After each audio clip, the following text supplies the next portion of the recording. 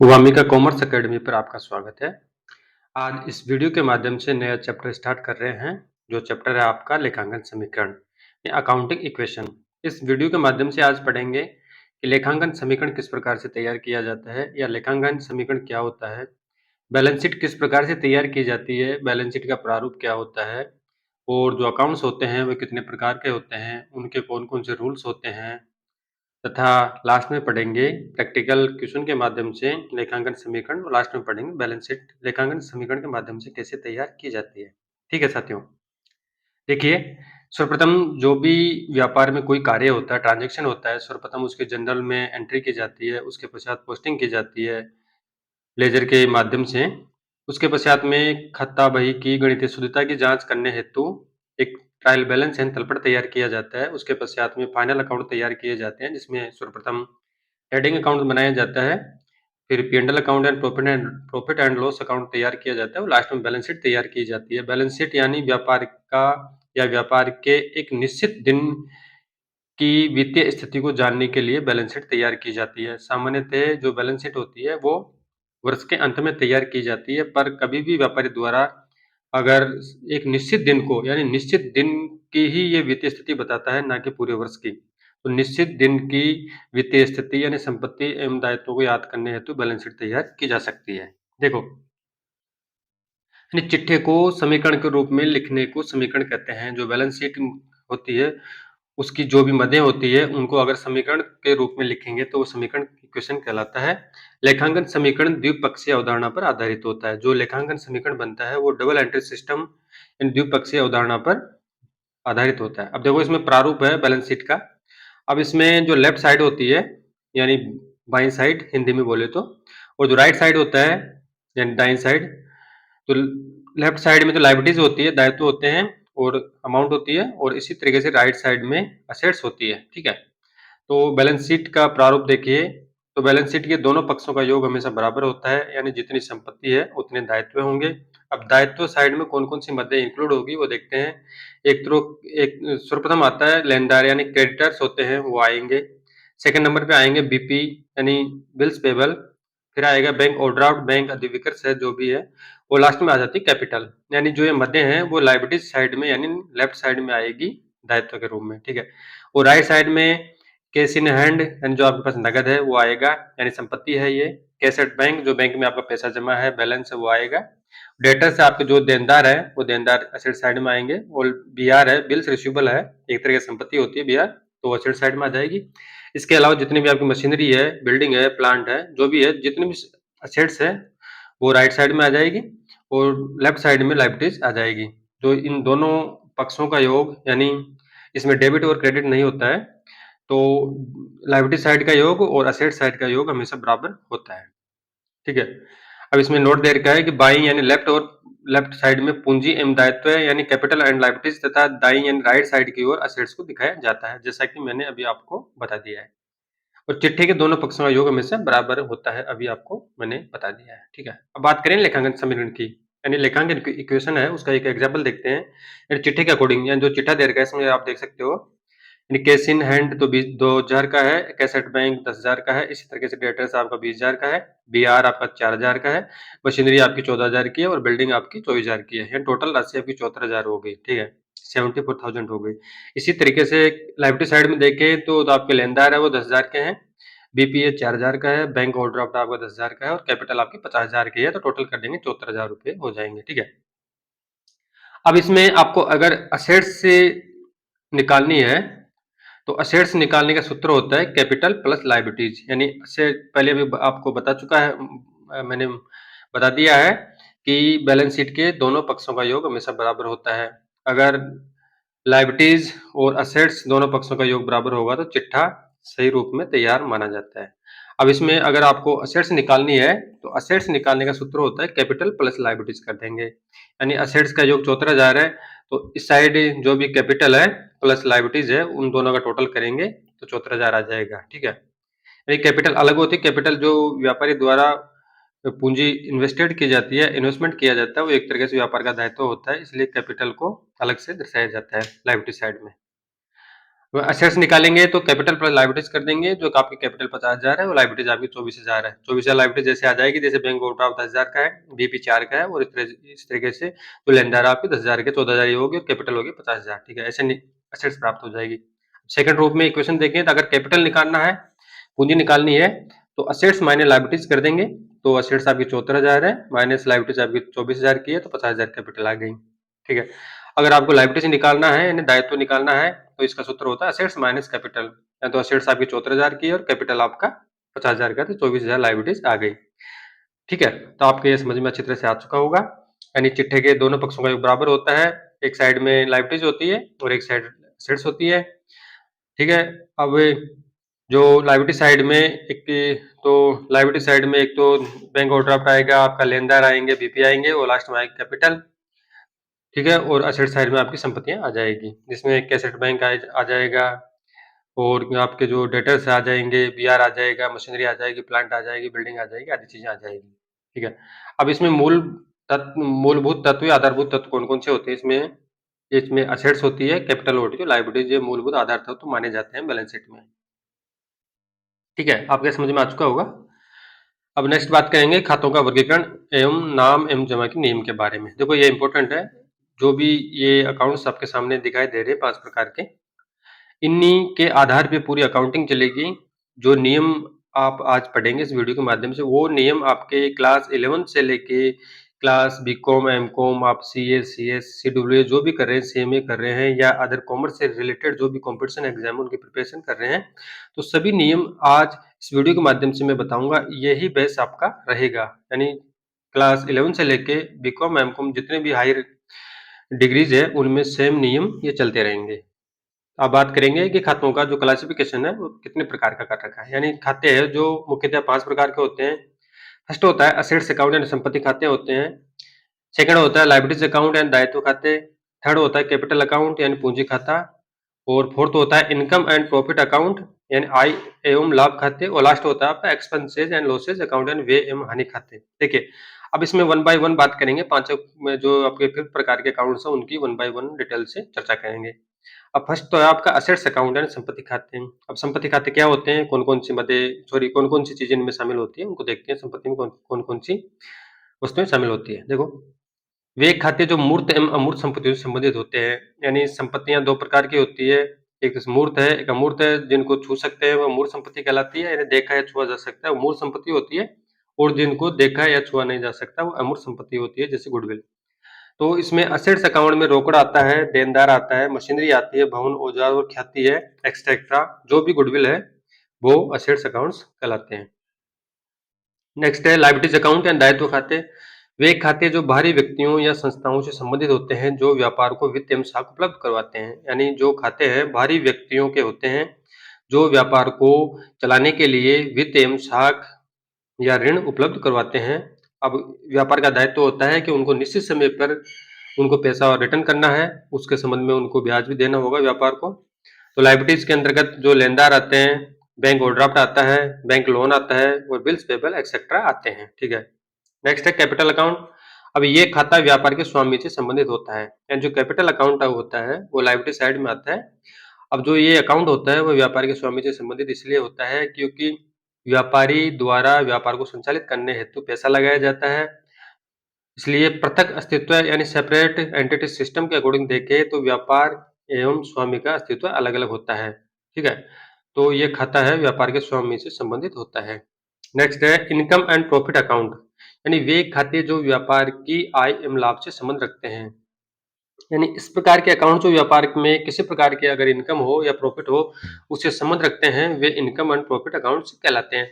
अब इसमें निम्नलिखित बातें आती है, जैसे इंटरेस्ट रिसीव्ड अगर व्यापार को ब्याज प्राप्त हुआ है, कमीशन प्राप्त हुआ है, रेंट रिसीव्ड अगर व्यापार की संपत्ति से या प्लांट से मशीनरी से किसी प्रकार का किराया प्राप्त हुआ है, डिविडेंड या लाभ प्राप्त हुआ है, सेल्स अकाउंट आदि इनकम एंड प्रॉफिट अकाउंट कहलाते हैं। ठीक है, नेक्स्ट है एक्सपेंसेज एंड लॉसेज अकाउंट, यानी व्यय एवं हानि खाते। ऊपर वाला था आई एम लाभ खाते और ये इसका विपरीत है व्यय एवं हानि खाते, यानी expenses and losses account.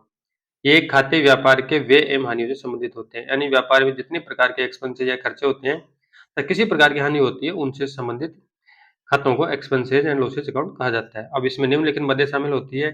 First होती है रेंट पेड, अगर किराया चुकाया गया है व्यापार द्वारा। इंटरेस्ट पेड, अगर किसी पूंजी पर ब्याज दिया गया है, जो पूंजी उधार ली गई थी अन्य पक्षकारों से। लॉस बाय थेफ्ट, यानी चोरी से किस प्रकार की हानि हुई है, या गुड्स डिस्ट्रॉयड बाय फायर, आग से किस प्रकार का माल नष्ट हो गया है। डोनेशन, किसी प्रकार का दान दिया गया है व्यापार द्वारा। बैड डेब्ट्स, दुर्बत ऋण है। रॉयल्टी का भुगतान किया गया है, और बैड डेब्ट्स एक्सेट्रा इसमें शामिल होते हैं। ठीक है, 5 प्रकार के खातों की बात कर चुके हैं। तो ये बात कर ली, इसमें 5 प्रकार के खाते होते हैं। एक असेट्स अकाउंट होता है, लायबिलिटीज अकाउंट होता है, कैपिटल अकाउंट होता है, इनकम एंड प्रॉफिट अकाउंट होते हैं, और लास्ट होता है एक्सपेंसेस एंड लॉसेस अकाउंट, जिसके बारे में विस्तार से चर्चा कर चुके हैं। अब इनके रूल्स के बारे में करेंगे। ये रूल्स आपका गोल्डन रूल है, इसको अच्छी तरह से ध्यान रखना है आपको।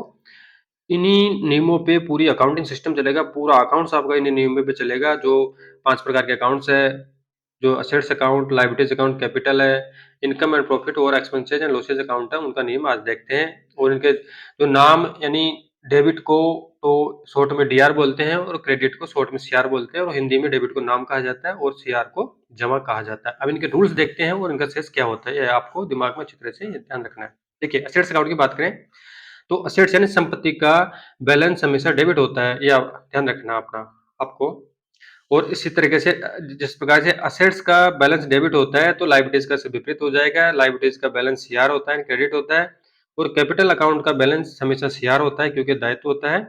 और इनकम एंड प्रॉफिट का अकाउंट का बैलेंस हमेशा सीआर होता है। इसी तरीके से एक्सपेंसेज एंड लॉसेज अकाउंट का बैलेंस डीआर होता है। ठीक है, यानी इसका कहने का तात्पर्य, जो संपत्तियां होती है उसका बैलेंस डीआर होता है, और दायित्व होगा तो उसका विपरीत हो जाएगा। कैपिटल अकाउंट होता है, कैपिटल अकाउंट व्यापार के लिए दायित्व होता है कि पृथक अस्तित्व है अवधारणा के अकॉर्डिंग जो पूंजी व्यापार द्वारा लगाई जाती है, वो व्यापार का दायित्व होता है कि निश्चित समय के पश्चात में व्यापार समाप्त होने पर या पहले पूंजी व्यापारी को व्यापार द्वारा लौटानी होती है। ठीक है, तो इस तरीके से एक तरह से व्यापार का कैपिटल दायित्व हो गया।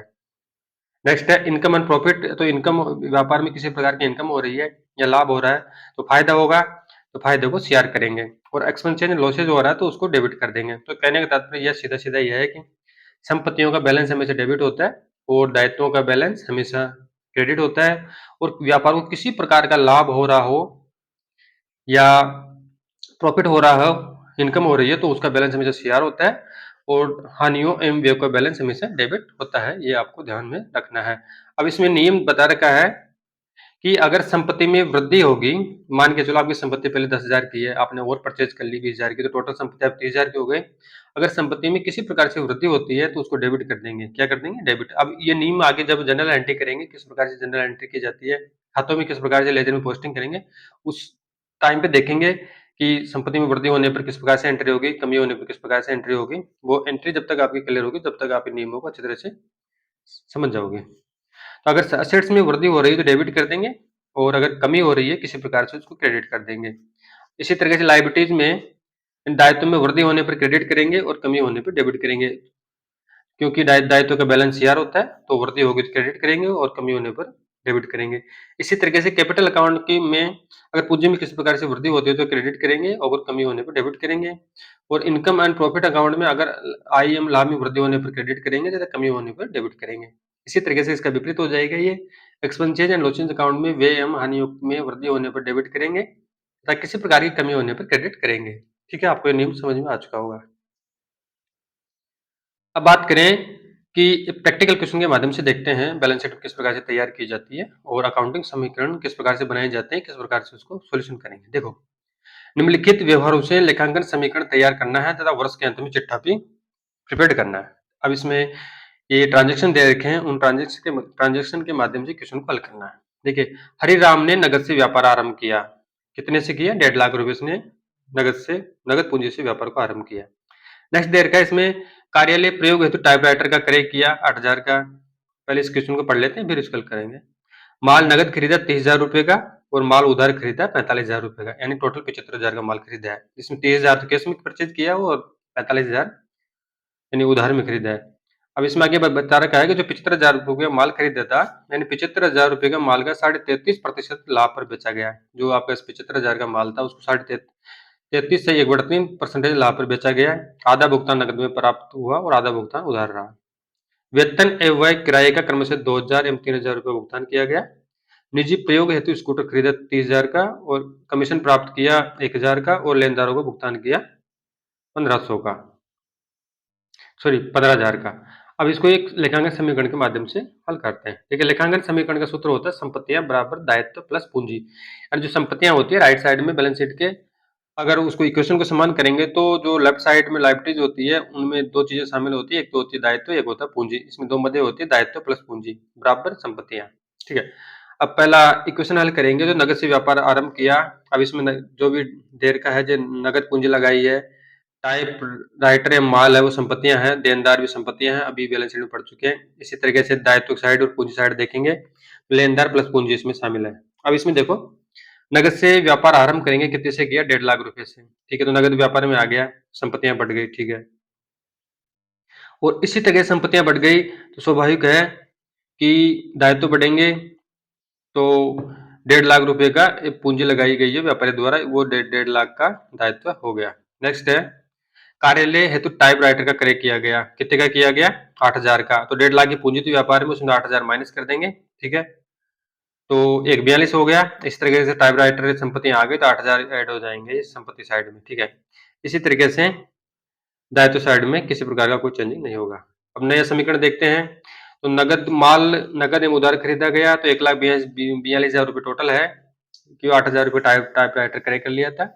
तो इसमें 30,000 माइनस कर देंगे, क्योंकि 30,000 का माल केस में परचेज किया था। ठीक है, तो इसी तरीके से जो टाइप माल खरीदा है वो 75,000 का हो गया टोटल, 45,000 प्लस 30,000 का, 45,000 उधार और 30,000 केस में, तो माल कितने का आ गया, 75,000 का। ठीक है, तो अब इसमें लेनदार है, तो 30,000 को तो केस की परचेज किया तो उसमें किसी प्रकार का वो दायित्व उत्पन्न नहीं होगा, लेकिन 45,000 का उधार माल खरीदा है तो लेनदार बढ़ गए, तो 45,000 के लेनदार आ गया। ठीक है, इसमें ऐड हो जाएगा लेनदार साइड में।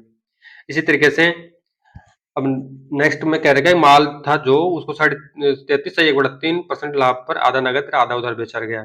ठीक है, अब इसमें 33/3 में 75,000 को ऐड करेंगे तो ये 25,000 प्रॉफिट हो गया, तो टोटल 50,000 यानी 1 लाख रुपए का माल सेल्स किया।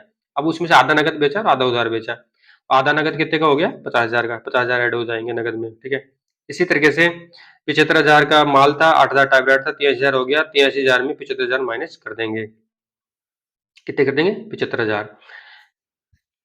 क्योंकि अभी 75,000 हो गया तो इधर देनदार है 50,000 के बढ़ गए, क्योंकि 50,000 रुपये का माल उधार पे बेचा था। ठीक है, और जो कैपिटल साइड में अगर प्रॉफिट होता है तो कैपिटल में ऐड हो जाता है, वो अगर लॉसेज होता है तो कैपिटल से माइनस हो जाता है। ठीक है, नेक्स्ट है, वेतन व किराया चुकाया।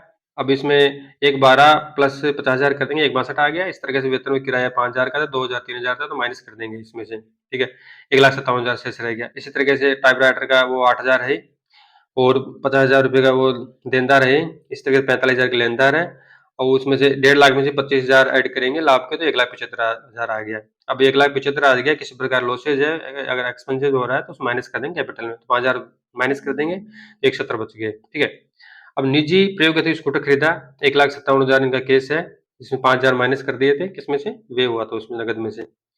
अब निजी स्कूटर 30,000 का परचेज किया तो 1,57,000 में से 30,000 माइनस कर देंगे तो 127 आ जाएगा। ठीक है, इस तरह के टाइप राइटर 8,000 का है, 50,000 के देनदार है और 45,000 के लेनदार है। वो 1,70,000 में कैपिटल में 30,000 विड्रॉल किया तो कितने बच गए, 1,40,000। ठीक है, ये आ गया। अब कमीशन प्राप्त किया तो व्यापार के लिए लाभ है, तो 1,000 रुपये ऐड कर देंगे। इसी तरीके से टाइप राइटर समीकरण वाले में किसी प्रकार का चेंजिंग नहीं होगा, 50,000 के देनदार रहेंगे, इस तरीके से 45,000 के लेनदार रहेंगे। तो 1,40,000 है जो आपकी कैपिटल है, उसमें से इनकम ऐड हो जाएगी तो 1,000 रुपये ऐड कर देंगे, टोटल 1,41,000 रुपये कैपिटल हो जाएगी। इसी तरीके से लास्ट वाला समीकरण है आपका 8वां नंबर का, कह रहा है कि लेनदारों को भुगतान किया। अब लेनदार है आपके, जो लेनदार है वो 15,000 के हैं। अब लेनदारों को भुगतान करेंगे तो केस में से स्वाभाविक ही कमी होगी, 1,28,000 में से 15,000 माइनस कर देंगे तो 1,13,000 रुपये आपका नगद रह जाएगा। इस तरीके से टाइप राइटर 8,000 का रह जाएगा, इसमें किसी प्रकार का चेंजिंग नहीं होगा।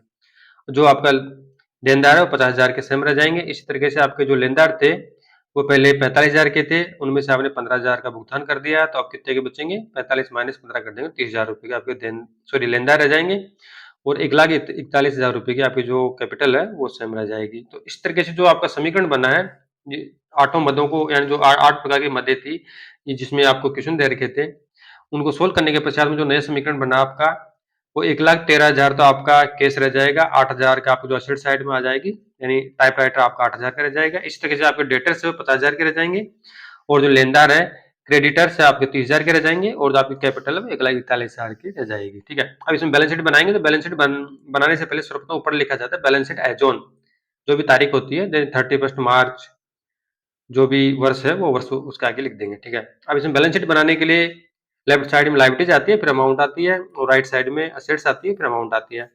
अब असेट साइड की एंट्री करके देखें तो कैश अभी इसमें नए अंतिम समीकरण बना है, उसमें कैश आपका 1,13,000 आ गया। इसी तरीके से डेटर्स आपके 50,000 के आएंगे, और टाइप राइटर है वो 8,000 का आ गया। टोटल कर देंगे 1,71,000 आ जाएंगे। कितने आ जाएंगे? 1,71,000। तो जो असेट साइड का टोटल आया है वो सम टोटल लायबिलिटी साइड का आएगा, तो ही अकाउंटिंग इक्वेशन सिस्टम सही रहेगा, अन्यथा यह सिस्टम जो अकाउंटिंग का समीकरण है वो सही नहीं रहेगा, क्योंकि कहीं कहीं कहीं पर मिस्टेक है। तो इसका नियम होता है कि दोनों पक्षों का योग बराबर होता है, लायबिलिटी साइड और असेट साइड का। इसमें डेबिट और क्रेडिट वाला नियम या डेबिट और क्रेडिट खाने नहीं होते हैं। ये तो हो गया असेट साइड की बात कर ली, 1,71,000 टोटल आ गया। अब लायबिलिटी साइड की बात करें, लायबिलिटी साइड में एक तो आता है लायबिलिटीज आती है प्लस कैपिटल आती है। अब लायबिलिटी साइड में क्रेडिटर्स है वो 30,000 के हैं, इस समीकरण से हल कर चुके हैं। ठीक है, 45 में 15 गया, 30 बच गए। और कैपिटल है वो लास्ट वाले समीकरण में आ गए 1,41,000। 1,41,000 प्लस 30 कर देंगे तो 1,71,000, ये आपका दोनों पक्षों का योग बराबर आ चुका है। तो आपकी ये बैलेंस शीट इस प्रकार से तैयार की जा चुकी है। अब विस्तार में जब क्वेश्चनों को फाइनल अकाउंट पढ़ेंगे, अंतिम खाते तैयार करेंगे, उस समय बैलेंस शीट को अच्छी तरह से बनाना सीखेंगे। इसके अलावा इसमें और मदे भी आती है, किस प्रकार से बैलेंस शीट तैयार की जाती है, बैलेंस शीट के नीचे किस प्रकार से फुटनोट तैयार किए जाते हैं, आदि चीजों का अंतिम खाते जब तैयार करेंगे या अंतिम खाते बनाएंगे नेक्स्ट वीडियो के माध्यम से जब भी पढ़ेंगे, उसमें आपको विस्तार से बताया जाएगा। अगर किसी साथी को किसी प्रकार की क्यूरीज हो, प्रॉब्लम हो, तो वो मुझे कमेंट करके बताएं। तब तक के लिए धन्यवाद। Thank you.